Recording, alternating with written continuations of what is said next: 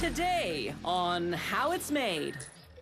Horse-drawn carriages, craftsmanship that's hot to trot. Artificial eyes, the product of artistic vision. Dog and cat food, it's not the slop it used to be. And mirrors, when image is everything.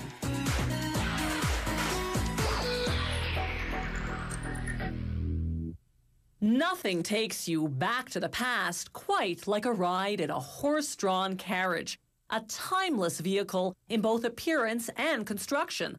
Building one, even today, still requires the expertise of several traditional craftspeople, from ironworkers to wheelwrights.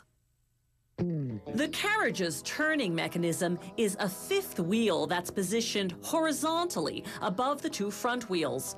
Workers weld the fifth wheel to the carriage's steel frame, then weld the boarding steps to the frame. Until now, the frame has been positioned upside down. Now they turn it right side up to install the driver's seat.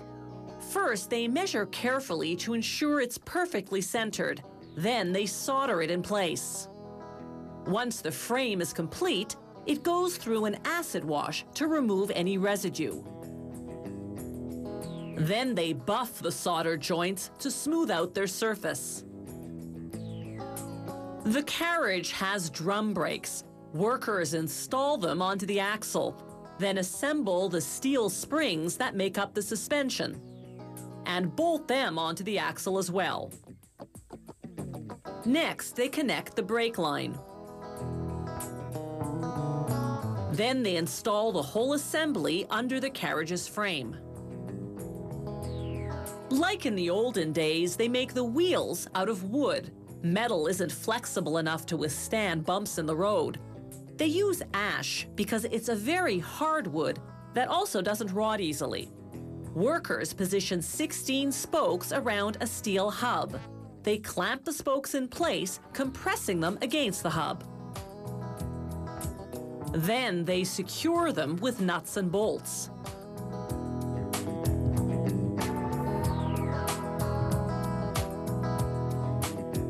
Next, they mark the spokes in two places. The first line shows how long to cut each spoke. The second line, how far to dowel the end. To form the dowel, they first shape the end into a cone. Then the cone into a dowel. Those doweled spokes will fit into corresponding holes they now drill into two semicircular strips of wood. The strips form what's called the felloe, the round part of the wheel. Workers tighten the hub, then press a steel band called a channel against the felloe. They cut the channel to size, then solder the ends together. Then they buff the joints smooth. Next, they drill 8 holes through the channel, then using a tapering tool, thread the holes to fit the bolts that bind the channel to the felloe. Finally, they tighten the bolts with a special gun. The tires are made of rubber. They contain 2 steel wires to hold them in place over the wheel. Workers grease the channel of the now painted wheel so that the tire will slip on easily. Then they mount the wheel on the automated tire installation machine, which pulls on the wires, installing the tire tightly over the wheel. They weld the wire ends together using bronze solder this time for a stronger joint. Then, here comes the high-tech part, they bang the wheel on the ground 4 or 5 times until the distance between the tire ends closes, covering the welded wires inside. A tap of the hammer, followed by a final bang, ensure the tire joint is secure. Now they can mount the wheels onto the axles and install the axles under the body of the carriage.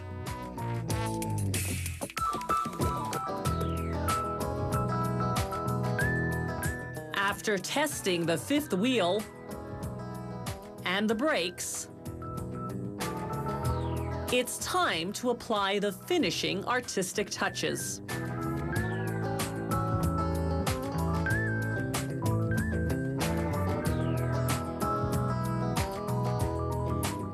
All they need now is a little horsepower.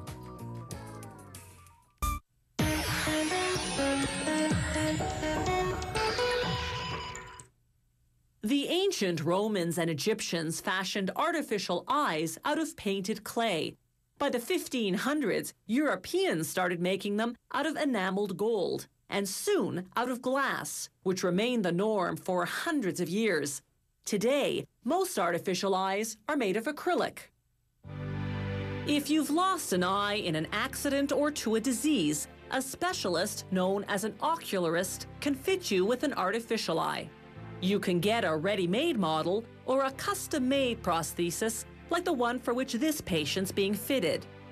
No two people's eye sockets are the same, so the first step is to take an impression. After inserting the impression tray, they inject a material called alginate, filling the entire socket cavity. After 90 seconds, the alginate sets and they can remove the hardened impression. They place the impression in a mold and pour in a type of plaster. When the plaster has hardened, they remove the impression tray and then the impression itself. What's left in the mold is a plaster replica of the socket. Now they put a wad of acrylic plastic dough into the mold, lock the mold into a press, and submerge it in a high-pressure curing unit for 25 minutes. Then they cool the mold in cold water. Here's the original impression compared to the acrylic model they've just cast. This model is called the fitting shape because they use it to fit and mark the positioning of the fake iris. They accentuate the markings, then attach a peg with a drop of wax. The peg indicates the natural angle of the iris when the patient is looking forward. Next, they add wax around the perimeter to enlarge the fitting shape. This excess will give the ocularist some play afterwards for the final sizing. Now they take this marked and enlarged fitting shape and make a plaster mold. They'll later use that mold to cast the actual artificial eye. But first, they have to make the iris. They take a curved black acrylic disc and paint it as realistically as possible with high-quality artist's oils. The patient has to be present so they can match the real eye. Next, they glue an acrylic cornea with an appropriate-sized pupil onto the painted iris. At this point, the artificial iris is 13 millimeters in diameter. If the patient's real iris is smaller, they trim down the replica to match. The iris then goes into the plaster mold, covered with white acrylic dough. After the same high-pressure curing process as before, out comes the artificial eye, covered with excess white acrylic. They trim off that excess and the peg, using a grinding tool and a cutter. This refines the shape and exposes the iris buried underneath. They smooth the surface against a grinding stone and verify the measurements. Then, using hard coloring pencils, they add finishing touches to the iris and draw blood vessels. They label the eye with the patient's initials, then apply an acrylic coating to seal the pencil marks.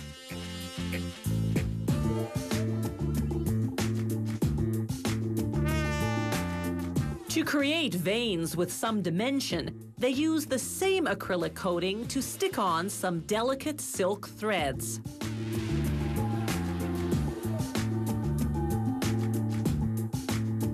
Once they're satisfied the artificial eye is a perfect match, they seal the artwork with another acrylic coating. Once that cures, they polish the eye to a shine with a cotton wheel. The shapes and colors of artificial eyes are endless because patients' eye sockets and irises greatly vary, as do their scleras, the white of the eye. This artificial eye, or ocular prosthesis, is ready. The final step is to ensure that the fit is perfect. The patient's ocular muscles attach to the implant, enabling his artificial eye to move in unison with his real eye.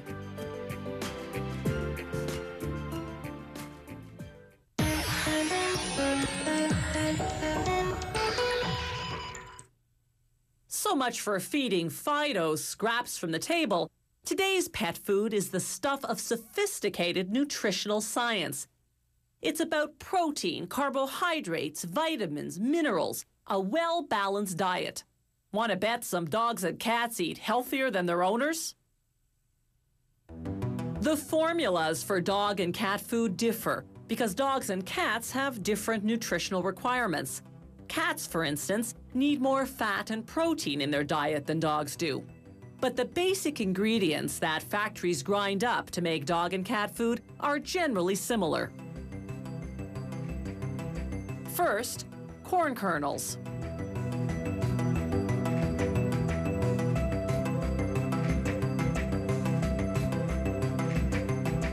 Then cereals such as barley, wheat, and rice.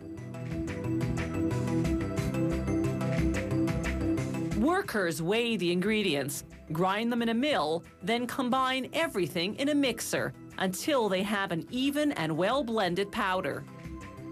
A machine called the extruder transforms that powder into bite-sized pieces of pet food.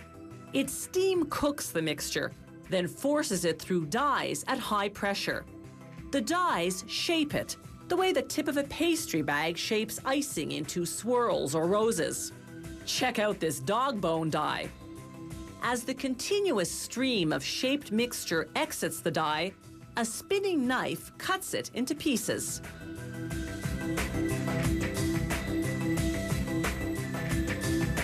The company has different dies to produce different shapes.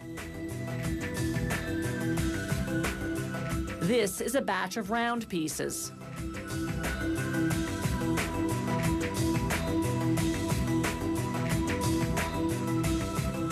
Next stop, a hot air dryer for 25 minutes. It heats the pieces to 149 degrees Celsius to draw out the moisture, then cools them at room temperature.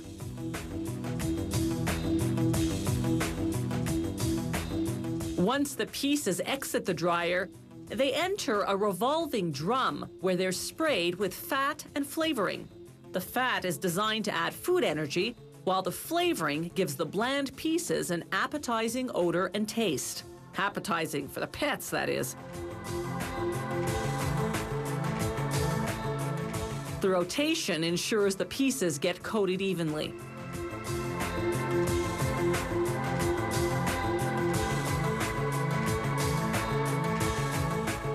From here, the pieces go into storage silos. When they leave the silos for bagging, the machinery screens out any crumbs. The pet food industry has made some interesting observations about the likes and dislikes of its four-legged clientele. Apparently, cats and dogs aren't crazy about food that's too dry, too hard to chew, or too mushy. If the pieces are too small, they'll swallow them whole without chewing and not digest them properly. But if the pieces are too big, they'll gag and get turned off the food altogether. In the packaging department, automated scales weigh the exact quantity per package. This batch is destined for 3-kilogram bags.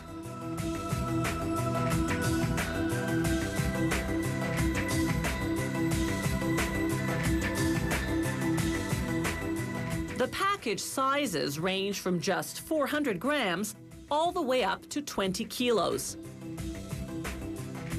Shelf life is from 12 to 16 months, depending on the formula.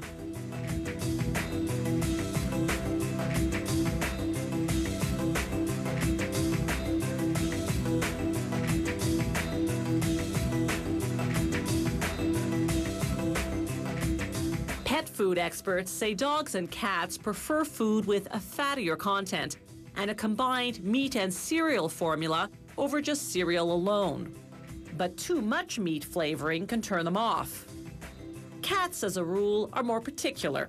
They favor more acidic food, while dogs tend to have a sweeter tooth. And you thought kids were fussy eaters.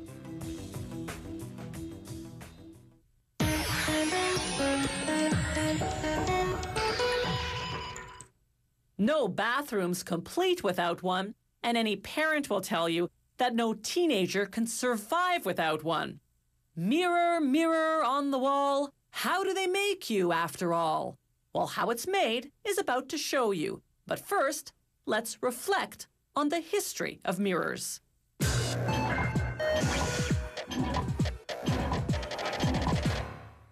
The earliest mirrors were curved pieces of highly polished metal, such as brass or bronze. They're even mentioned in the Bible. Then in the 14th century, the Venetians invented very crude glass mirrors that reflected off a metallic backing. They later perfected this technique using an amalgam of tin and mercury. Eventually, the secret of mirror making spread to other cities. By 1835, a German chemist developed the silver-backed mirror that we know today.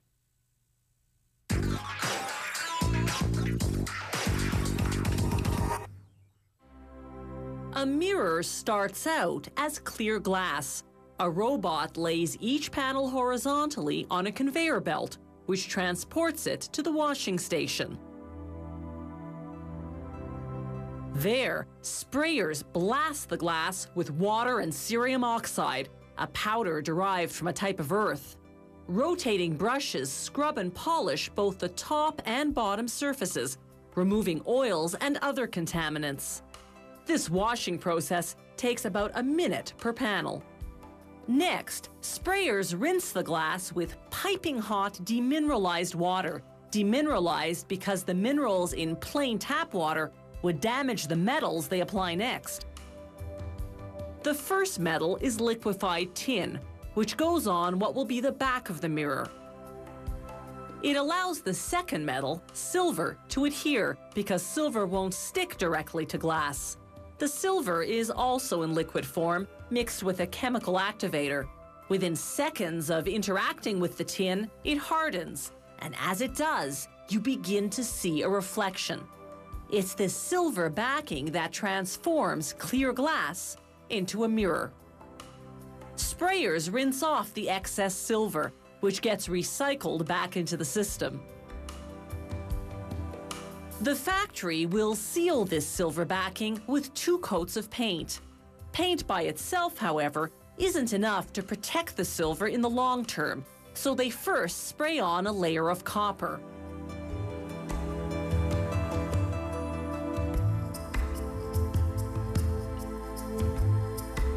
Sprayers rinse off the excess copper, then the panel passes through a dryer at 71 degrees Celsius. This evaporates the moisture on the surface in just 75 seconds. Now the panel passes copper side up through what's called the curtain coater, a machine that runs a continuous curtain of paint across the conveyor belt. With its fresh coat of paint, the mirror then passes through an oven heated to 99 degrees Celsius. After a minute and 45 seconds, the paint is cured. Now the second coat of paint. There's no reason for the different color other than to differentiate the coats. The curing period this time is twice as long and at a higher temperature, 118 degrees Celsius. After an acid wash to remove any metal residues, they stand the panel upright to inspect it. If they find a fault, such as a bubble in the glass, they cut that portion out. The factory now cuts these large panels into whatever size and shape the customer has ordered, using a special mirror cutting machine that's precision guided by computer software. It scores the mirror using a carbide wheel. Carbide is a strong metal. To make round mirrors, the machine first scores the panel into squares. Then in each square, it scores a circle. Using special tools, workers separate the squares, then the circles.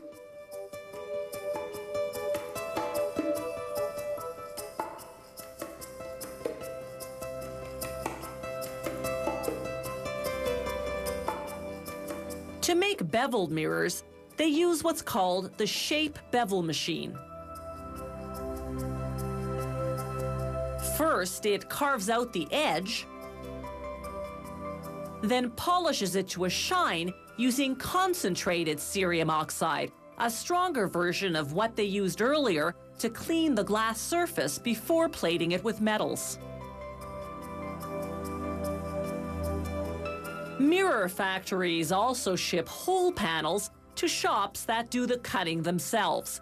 A fragile feat that's certainly not for the superstitious.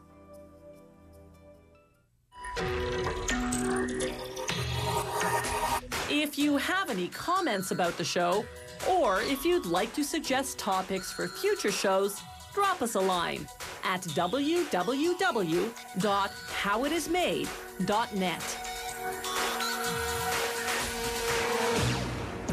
The How It's Made crew vehicle is courtesy of Subaru Canada.